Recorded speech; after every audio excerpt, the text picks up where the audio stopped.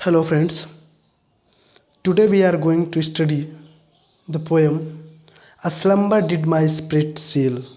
This poem is composed by William Wordsworth, a great poet of Romantic age, William Wordsworth. In this poem, he is describing that someone his very near and dear has died. And what does he feel about that person?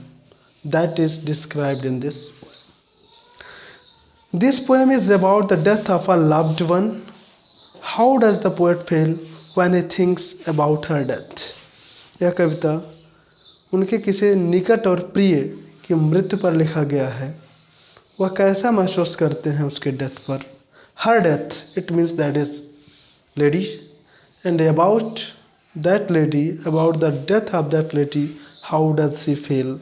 How does he imagine her to be after death? और वह कैसी होगी, किस तरह से होगी उस मौत के बाद, ऐसा डिस्क्राइब करते हैं। A slumber did my spirit seal.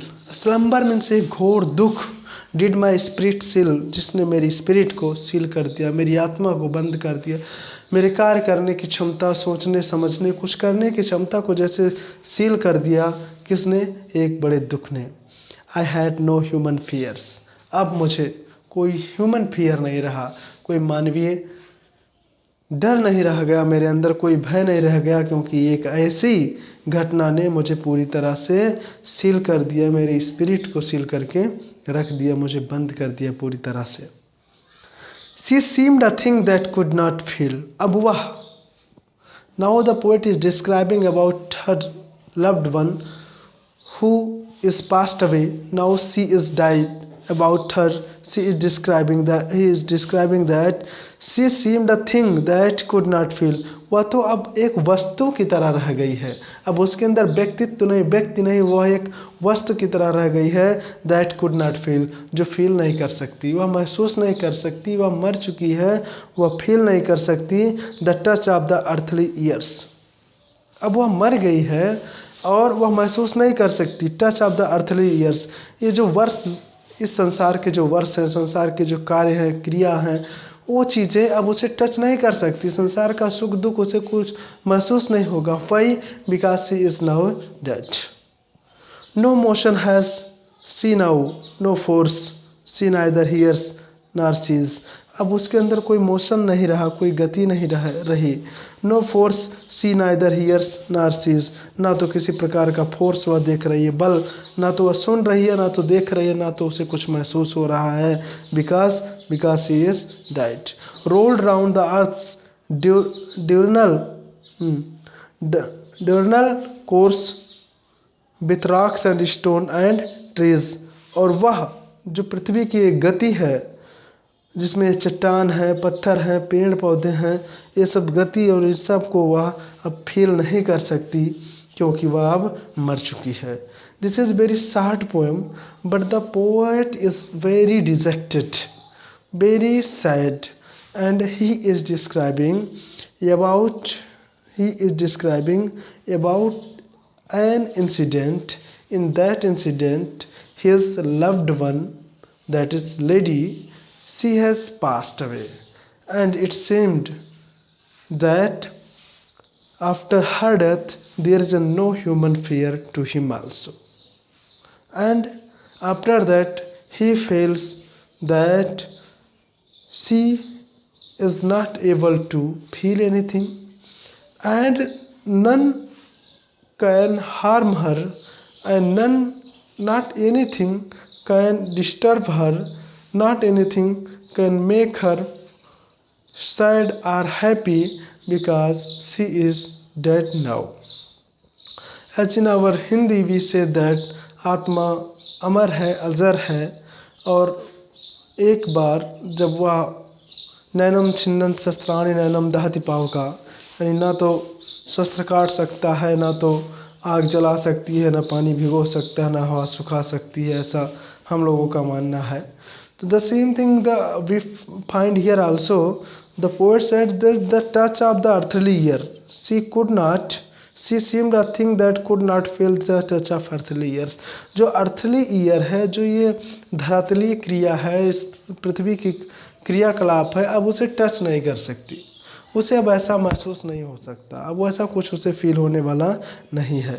No motion है सी नाउ, नो फोर्स, ना तो अब उसके पास ऐसा कोई मोशन है, कोई गति अब उसे फील कर सकती है, ऐसा कुछ करा सकती है, और ना ही वह फील करती है, ना तो वह सुन सकती है। Rolled round in earth's diurnal course, earth diurnal course, diurnal, that is daily, earth's diurnal course is the earthly daily rotation on its axis।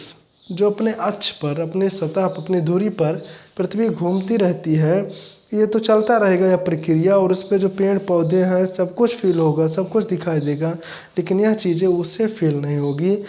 किसे? उसको, उसके विलव्ड को, जो वह अब जीवित नहीं है, जो वह मर चुकी है, और उसी के बारे में the poet is mentioning here. And because of her death, she is very sad also.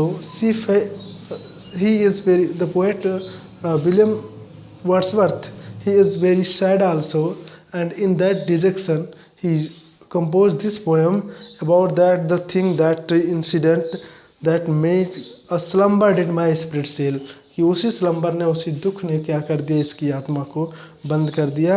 I had no human fear, और इससे अब उसका कोई मानवीय दुख ही नहीं रह गया, अब वह उसे कष्ट नहीं है, भय नहीं है, अब किसी बात का डर नहीं रह गया, क्योंकि वो तो देख रहा, किसी अपने को ऐसा करीब को देखा जो वह मर चुकी है, और जब वह मर चुकी है तो ना तो उसे सुख, ना तो दुख, ना तो कोई फोर्स, ना मोशन, कोई इसका इफेक्ट नहीं रह रहा है उसके ऊपर, तो उसे देखकर इसके मन में भी अब ये मानवीय दुख नहीं रह गया, क्योंकि वह अब समझ गया है कि ऐसी ही क्रिया प्रक्रिया, ऐसी ही घटना सबके साथ हो सकती है, होगी, और तो फिर अब डर किस बात का। इसीलिए वह कह रहा है कि I had no human fears, और इसी स्लम्बर ने उसे क्या कर दिया है, इस स्लम्बर के कारण ही उसके अंदर अब कोई भी प्रकार का डर नहीं है। अब फिर आगे कहता है, she seemed a thing that could not feel, she seemed a thing,